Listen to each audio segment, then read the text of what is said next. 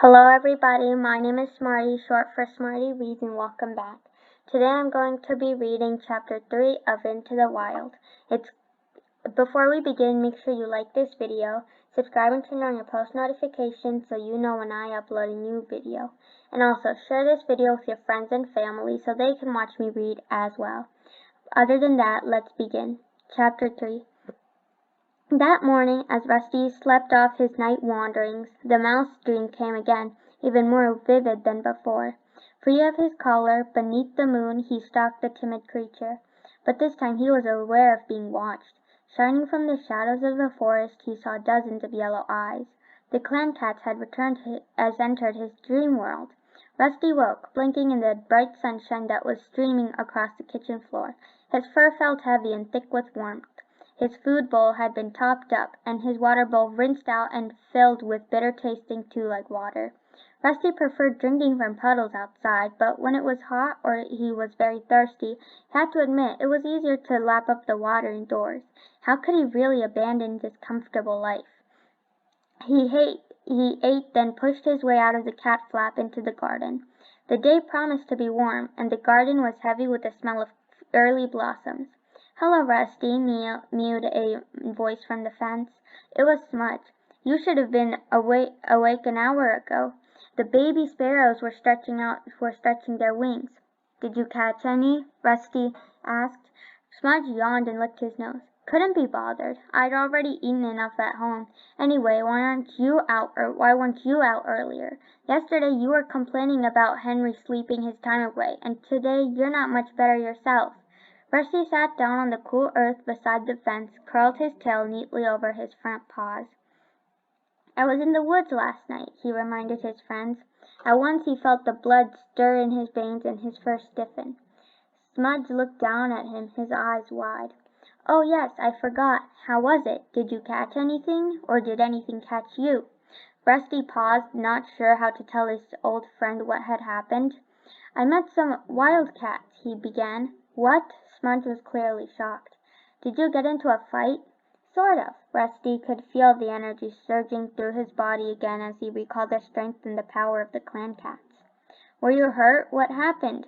Smudge prompted him eagerly. "There were 3 of them, bigger and stronger than any of us."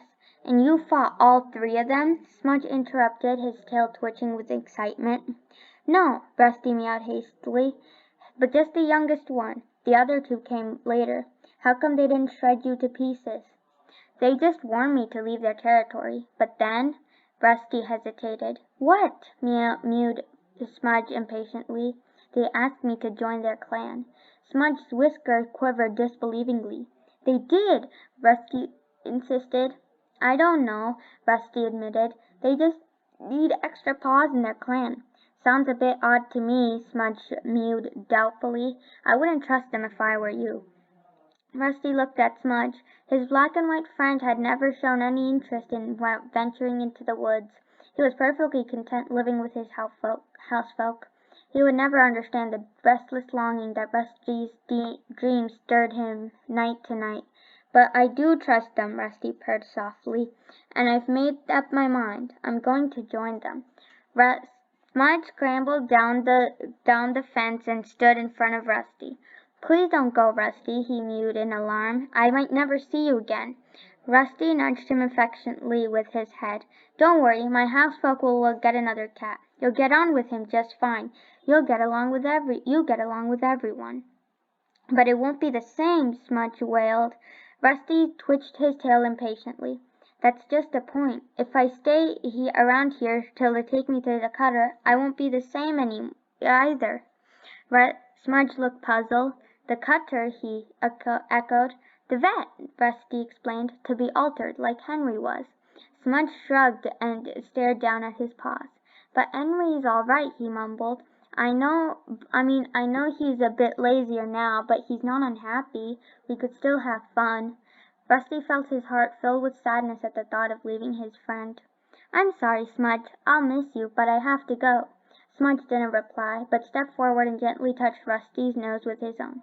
"Fair enough. I can see I can't stop you, but at least let's spend one more morning together." Rusty found himself enjoying the morning even more than usual, visiting his whole old haunts with Smudge, sharing words with the cats he had grown up. Every one of his senses felt supercharged, as if he were poised before a huge jump. As Sunhigh approached, Rusty grew more and more impatient to see if Lionheart would be waiting for him. The ideal buzz of meows from his old friends seemed to fade into the background as all of his senses strained into the woods. Rusty jumped down from his garden fence for the last time and crept into the shadows. He had said his goodbyes to Smudge. Now all his thoughts were focused on the forest and the cats who lived in it. As he approached the spot where he met with the clan cats the night before, he sat down and tasted the air. Tall trees shielded the ground from the midday sunshine, making it comfortably cool. Here and there a patch of sunlight shone through a gap of leaves and lit up the forest floor. Rusty could smell the same cat scent as last night, but he had no idea whether it was old or new. He lifted his head and sniffed near uncertainly. "You have a lot to learn," mewed a deep voice. "Even the tiniest clan kit knows when another cat is nearby." Rusty saw a pair of green eyes glinting from beneath a bramble bush, and now he recognized the scent. It was Lionheart. "Can you tell if I am alone?" asked the golden tabby, stepping into the light. Hastily Rusty sniffed again. The scents of Blue Star and Gray Paw were still there, but not as strong as the previous night. Hesitantly he mewed. "Blue Star and Gray Paw aren't with you this time."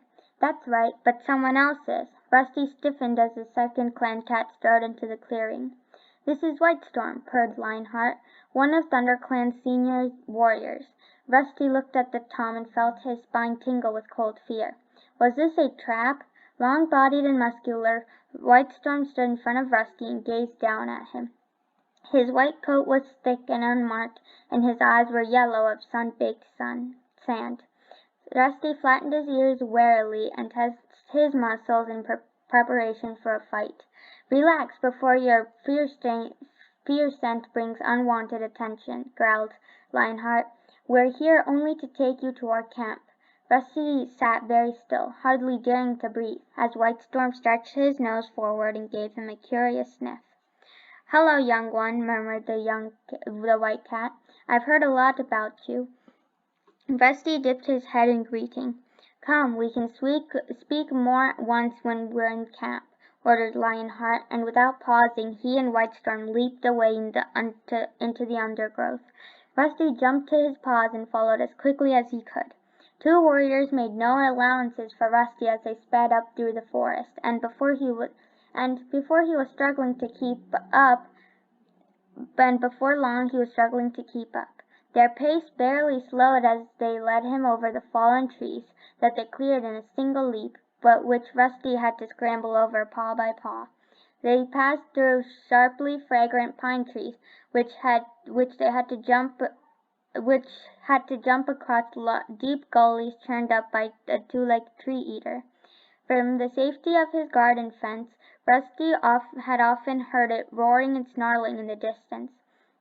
One gully was too wide to jump, half filled with slimy, foul-smelling water. The clan cats waded through without hesitating. Rusty had never set paw in water before, but he was determined not to show any sign of weakness as he narrowed his eyes, tried to ignore the uncomfortable wetness that soaked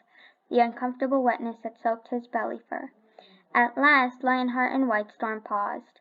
Rusty skidded to a halt behind them and stood panting while the two warriors stepped onto a rock and rested on the edge of a small ravine. "We are close to our camp now," meowed Lionheart. Rusty strained to see any signs of life, moving leaves, a glimpse of fur among the bushes below, but his eyes saw nothing except the same undergrowth that covered the rest of the forest floor. "Use your nose. You might be able to scent it," hissed Whitestorm impatiently. Rusty closed his eyes and sniffed. Whitestorm was right. The scents here were very different from the cat scent he was used to. The air smelled stronger, speaking of many, many different cats. He nodded thoughtfully and announced, "I can smell cats." Lionheart and Whitestorm exchanged amused looks. There will come a time, if you are accepted into the clan, when you will know each cat scent by name, Lionheart meowed. Follow me. He led the way nimbly down the boulders to the bottom of the ravine and pushed his way through the thick patch of gorse. Rusty followed, and Whitestorm took up the rear. As his sides scraped against the prickly gorse, Rusty looked down and noticed that the grass beneath his paws was flattened into a broad, strong-smelling track. This must be the main entrance into the camp, he thought. Beyond the gorse a clearing opened up. The ground at the center was bare, hard earth, shaped by many generations of paw steps. This camp had been there for a long time. The clearing was dappled by sunshine, and the air felt warm and still. Rusty looked around, his eyes wide. There were cats everywhere, sitting alone or in groups, sharing food or purring quietly as they groomed each other. Just after sun-high, when the day is hottest, is the time for sharing tongues, Lionheart explained. Sharing tongues? Rusty echoed. Clan cats always spend time grooming each other and sharing the news of the day, Whitestorm told him. We call it sharing tongues. It's a custom that binds the members of the clans together. The clans had obviously smelled the Rusty's foreign scent, for our heads had to begin to turn and stare curiously in his direction. Suddenly, shy of meeting any cat's gaze directly, Rusty looked around the clearing. It was edged with thick grass, dotted with tree stumps and a fallen tree. A thick curtain of ferns and gorse shielded the camp from the rest of the woods. Over here, meowed Lionheart, flicking his tail toward an impenetrable-looking tangle of brambles. Is the nursery where the kits are cared for? Rusty swiveled his head through the bushes. He couldn't see through the knots of prickly branches, but he could hear the mewling of several kittens from somewhere inside. As he watched, a ginger she-cat squirmed through a small gap in the front. That must be one of the queens, Rusty thought. A tabby queen with distinctive black markings appeared through the bramble bush. The two she-cats exchanged a friendly lick between the ears before the tabby slipped inside the nursery, murmuring to squealing kits. The care for our kits is shared by all of the queens, meowed Lionheart. All cats serve the clan. Loyalty to the clan is the first law in our warrior code, a lesson you must learn quickly if you wish to stay with us. Here comes Bluestar, meowed Whitestorm, sniffing the air. Rusty sniffed the air too, and was pleased that he was able to recognize the scent of the dark she-cat a moment before she appeared from the shadow of a large boulder that lay beside them at the head of the clearing. He came, Bluestar purred, addressing the warriors. Whitestorm replied. Lionheart was convinced he would not. Rusty noticed the tip of Bluestar's tail twitch impatiently. Well, what do you think of him? She asked. He kept up well on the return journey, despite his puny size, Whitestorm admitted. He certainly seems strong for a kitty pet. So it's agreed? Bluestar looked at Lionheart and Whitestorm. Both cats nodded. Then I shall announce his arrival to the clan. Bluestar leaped up onto the boulder and yowled. Let all cats old enough to catch their own prey join here beneath the high rock for a clan meeting. Her clear call brought all the cats tottering toward her, emerging like liquid shadows from the edges of the clearing.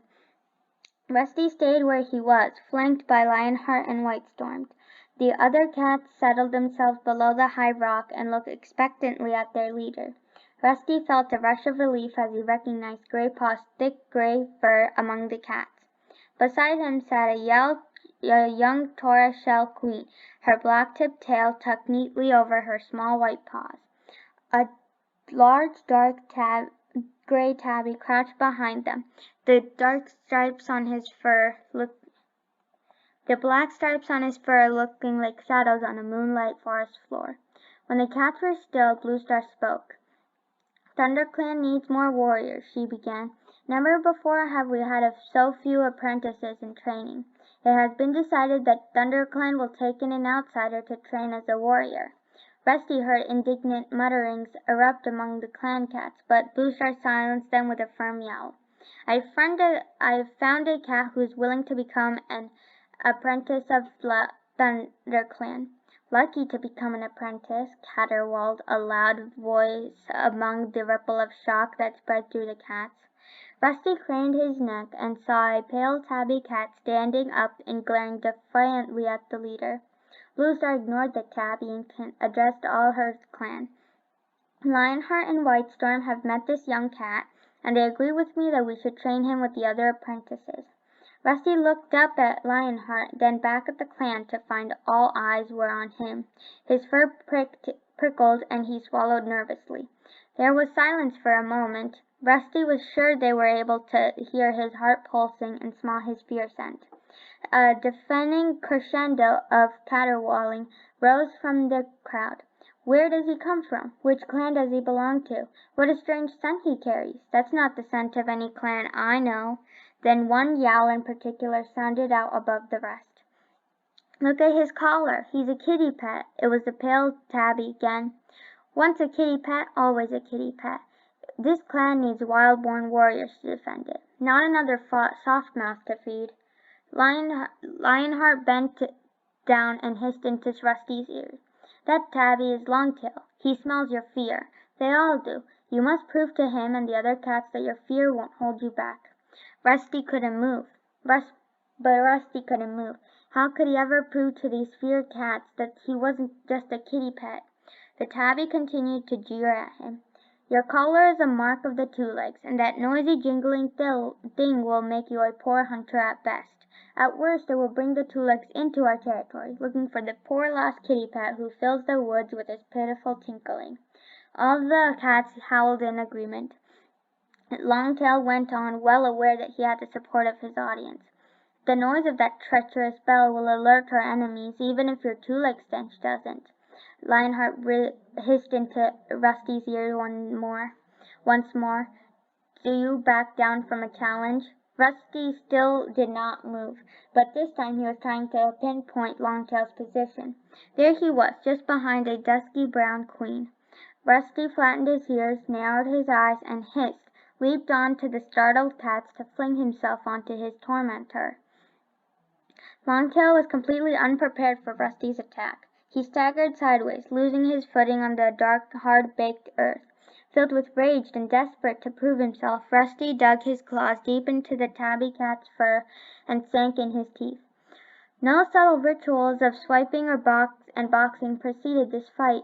The two cats were locked in a screaming, writhing tussle that flipped and somersaulted around the clearing at the heart of the camp. The other cats had to spring out of the way to avoid the screeching whirlwind of fur. As Rusty scratched and struggled, he was suddenly aware that he smelled no fear, only exhilaration. Through the roaring of the blood in his ears, he could hear the cats around him wailing with excitement. Then Rusty felt his collar tighten around his neck. Longtail had gripped it between his teeth and was tugging, and tugging hard. Rusty felt a terrible pressure at his throat. Unable to breathe, he started to panic. He writhed and twisted, but each movement still only made the pressure worse. Retching and gulping for air, he summoned up all his strength and tried to pull away from Longtail's grip. And suddenly, with a loud snap, he was free. Longtail tumbled away from him. Rusty scrambled to his paws and looking around. Longtail was crouching three tail lengths away, and dangling from Longtail's mouth, Rusty saw his collar, mangled and broken. At once, Bluestar leaped down from the high rock, and silenced the noisy crowd with a thunderous caterwaul. Rusty and Longtail remained fixed to the spot, gasping for breath. Clumps of fur hung from their ruffled coats. Rusty could feel a cut stinging above his eye. Longtail's left ear was badly torn, and blood dripped down from his lean shoulders onto the dusty ground. They stared at each other, their hostility not yet spent. Bluestar stepped forward and took the collar from Longtail. She placed it on the ground in front of her and meowed. This newcomer has lost his two-leg collar in a battle for his honor. StarClan has spoken its approval. This cat has been released from the hold of his two-leg owners and is free to join ThunderClan as an apprentice. Rusty looked at Blue Star and solemnly nodded his acceptance. He stood up and stepped forward into a shaft of sunshine, welcoming the warmth on his sore muscles. The pool of light blazed bright on his orange pelt, making his fur glow. Rusty lifted his head proudly and looked at the cats that surrounded him. This time no cat argued or jeered. He had shown himself as a worthy opponent in battle. Blue Star approached Rusty and placed a shredded collar on the ground in front of him. She touched his ear gently with her nose. "You look like a brand of fire in this sunlight," she murmured. Her eyes flashed briefly, as if her words had more meaning for her than Rusty knew. "You have fought well." Then she turned to the clan and announced, "From this day forward, until he has earned his warrior name, this apprentice will be called Firepaw, in honor of his flame-colored coat." He stepped back and with the other cats waited silently for his next move. Without hesitating, Rusty turned and kicked dust and grass over his collar as though burying his dirt. Longtail growled and limped out of the clearing toward a fern-shaded corner. The cats split into groups, murmuring to each other excitedly. "Hey, Firepaw!" Rusty heard Graypaw's friendly voice behind him. Firepaw! A thrill of pride surged through him at the sound of his new name. He turned to greet the gray apprentice with a welcoming sniff. "Great fight, Firepaw," mewed Graypaw, "especially for a kitty pet. Longtail is a warrior, even though he only finished his training 2 moons ago. That scar you left on his ear won't let him forget you in a hurry. You've spoiled his good looks, that's for sure." "Thanks, Graypaw," Firepaw replied. He put up quite a fight, though. He licked his front paw and began to wipe clean the deep scratch that stung above his eye. As he washed, he heard his new name again echoing through the meows of the cats. Firepaw. "Hey, Firepaw. Welcome, young Firepaw." Firepaw closed his eyes for a moment and let the voices wash over him. "Good name, too," Graypaw meowed approvingly, jolting him awake. Firepaw looked around. Where did Longtail creep off to? "I think he was heading toward Spotted Leaf's den." Graypaw tipped his head toward the fern-enclosed corner Longtail had disappeared into. "She's our medicine cat. Not bad-looking either. Younger and a lot prettier than most." A low yowl next to 2 cats stopped Graypaw mid-speech. Both turned, and Firepaw recognized the powerful gray tabby cat who sat behind Graypaw earlier. "Darkstripe," meowed Graypaw, dipping his head respectfully. The sleek Tom looked at Firepaw for a moment. "Lucky your collar snapped like it did. Longtail is a strong warrior, but I can't imagine him beaten by a kitty pet." He spat the word kitty pet scornfully, then turned and stalked off. "Now Darkstripe," Graypaw hissed to Firepaw under his breath, "is neither young nor pretty."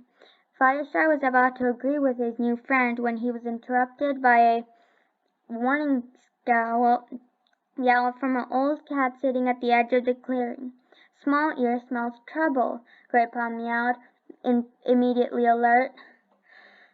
Firepaw had barely had time to look around before a young cat crashed through the bushes into the camp. He was skinny, and apart from the white tip on his long, thin tail, jet black from head to toe.